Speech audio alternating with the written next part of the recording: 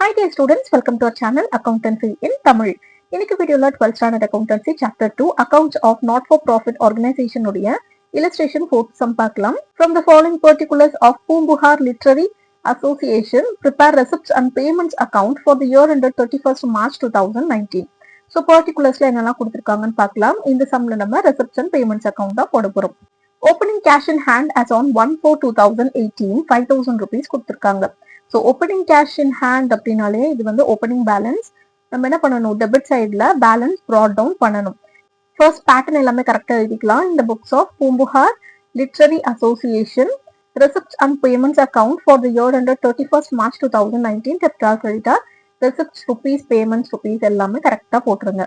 First to balance brought down 5,000 rupees cash in hand அப்படின்னு போட்டு 5,000 rupees போடணும். Okay, next cash in bank அப்படின்னு கொடுப்பாங்க. அதுக்கு பதிலாக பேங்க்ல ஓவர் டிராஃப்ட்ல இருக்கு அமௌண்ட். ஓகேவா? So bank over draft us on 1/4/2018 4,000 rupees. Bank overdraft அப்படின்றது என்னது, நம்மளுக்கு அக்கௌண்ட்ல மைனஸ்ல இருக்கு amount 4,000 rupees. So over draft அப்படின்றது உங்க எல்லாருக்குமே தெரிஞ்சிருக்கும்னு நினைக்கிறேன். தெரியாதவங்களுக்கு சொல்றேன். ஓவர் டிராஃப்ட் அப்படின்றது கரண்ட் அக்கௌண்ட் ஹோல்டர்ஸ்க்கு பேங்க் கொடுக்குற ஒரு ஃபெசிலிட்டி. இப்போ நான் யாருக்காவது 10,000 rupees பே பண்ணணும், ஆனா என்கிட்ட 6,000 rupees தான் அக்கௌண்ட்ல இருக்கு. ஓகேவா? ஆனா இப்போ நான் வந்து 10,000 rupees அர்ஜென்ட்டா ஒருத்தங்களுக்கு பே பண்ணணும். அப்ப நான் வந்து செக் கொடுத்துட்டேன். இப்போ என்னோட அக்கௌண்ட் கரண்ட் அக்கௌண்டா இருக்கிறதுனால பேங்க் என்ன பண்ணுவாங்கன்னா 10,000 rupees என்னுடைய கஸ்டமருக்கு பே பண்ணிடுவாங்க. ஓகேவா? அந்த டீலரோ கஸ்டமரோ வாட் எவர் இட் இஸ், அவங்களுக்கு 10,000 rupees பேங்க் வந்து பே பண்ணிடுவாங்க. ஸோ ஆல்ரெடி என்கிட்ட 6,000 இருந்துச்சு அக்கௌண்ட்ல, அதை எடுத்தாச்சு. 4,000 rupees பேங்க் போட்டு தானே ஆட் பண்ணி கட்டியிருக்காங்க 10,000 rupees.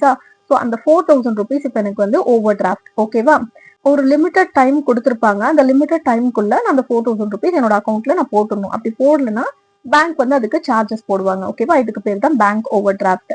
ஸோ நமக்கு அக்கௌண்ட்ல மைனஸ்ல 4,000 rupees இருக்கு அப்படின்றது தான் அதோட calculation. Okay, so bank overdraft அப்படின்றது நமக்கு எந்த சைடு வரும், கிரெடிட் சைட்ல வரும். ஸோ கிரெடிட் சைட்ல பேமெண்ட் சைட்ல by balance brought down bank overdraft 4,000 rupees போட்டாச்சு. ஓகேவா? நம்ம கிட்ட கேஷ் கையிலயோ இல்ல நம்ம அக்கௌண்ட்ல இருந்துச்சு அப்படின்னா சஃபிஷியன்டா நம்ம டெபிட் சைட்ல டு பேலன்ஸ் ப்ராட் டவுன் போட்டு cash in hand cash at bank அப்படின்னு எழுதுவோம். ஓகேவா? இன்கேஸ் நம்ம கிட்ட அமௌண்ட் மைனஸ்ல இருக்கு, பேங்க் ஓவர் டிராஃப்டா இருந்துச்சு அப்படின்னா நம்ம கிரெடிட் சைட்ல போட்டுக்கணும். அதே மாதிரி தான் போடணும். பை பேலன்ஸ் ப்ராட் டவுன் போட்டு bank overdraft 4,000 rupees. Okay, கிளியரா புரிஞ்சிருக்கும்னு நினைக்கிறேன். Next printing and stationery 1,500 rupees. So printing and ஸ்டேஷனரிக்கு நம்ம பே பண்ணியிருப்போம், அதனால இதை நம்ம பேமெண்ட்ஸ் அக்கௌண்ட்ல போடணும். By printing and stationery 1,500 rupees பேமெண்ட்ஸ்ல போட்டாச்சு. நெக்ஸ்ட் இன்ட்ரெஸ்ட் பெய்டு 3,250 rupees கொடுத்துருக்காங்க. ஸோ பெய்டு அப்படின்னாலே நம்ம எங்க போடணும், பேமெண்ட்ஸ்ல போடணும். பை இன்ட்ரெஸ்ட் பெய்ட் 3,250 rupees போட்டாச்சு.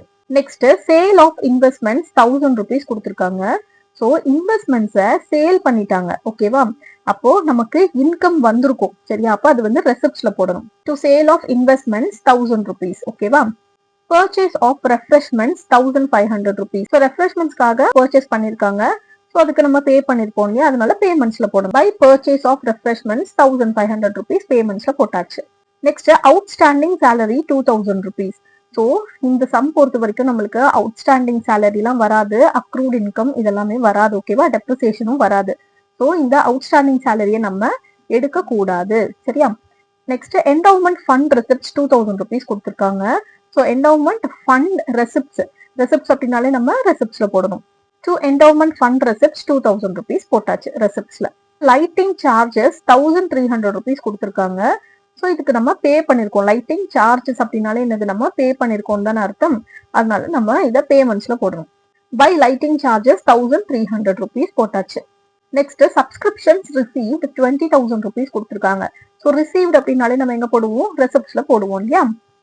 டு சப்ஸ்கிரிப்ஷன்ஸ் ரிசீவ்ட் 20,000 rupees போட்டாச்சு. Repairs and renewals 2,500 rupees. So ரிப்பேர்ஸ்க்கும் சம் ரெனுவல் சார்ஜஸ் வந்து பே பண்ணிருக்காங்க. அப்போ இது வந்து நம்ம பேமெண்ட்ல போடணும். By repairs and renewals 2,500 rupees போட்டாச்சு. கன்வெயன்ஸ் பே 2,750 rupees கொடுத்துருக்காங்க. ஸோ கன்வெயன்ஸ்க்காக பே பண்ணிருக்காங்க. அப்போ இது நம்ம பேமெண்ட்ல போடணும்.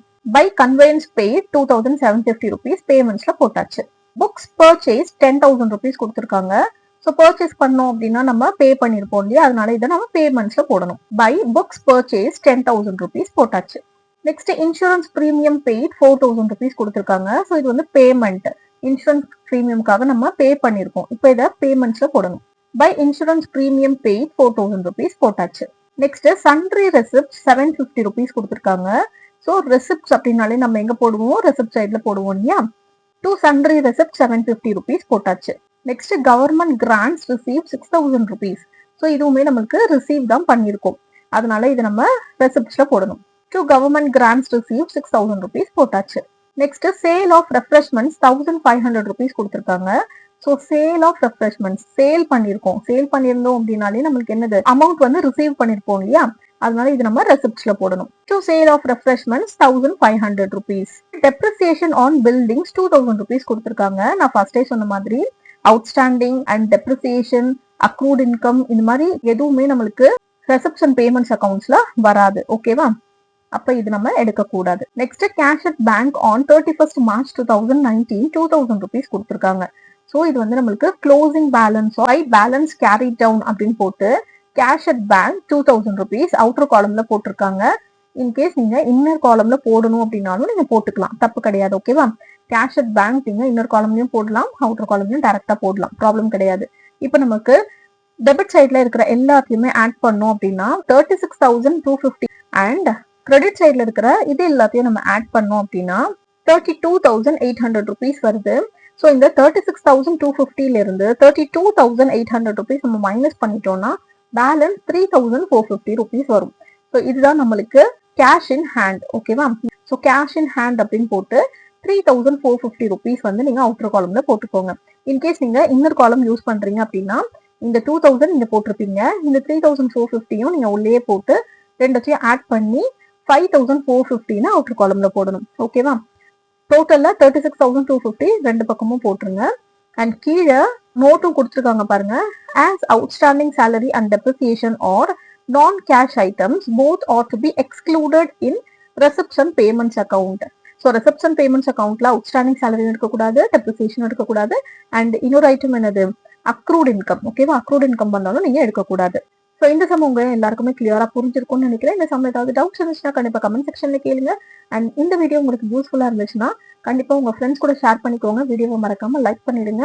அண்ட் நான் சொல்லி கொடுக்கறது உங்களுக்கு புரிஞ்சுதா புரியலையான்னு கண்டிப்பா கமெண்ட் செக்ஷன்ல சொல்லுங்க. தேங்க்ஸ் ஃபார் வாட்சிங்.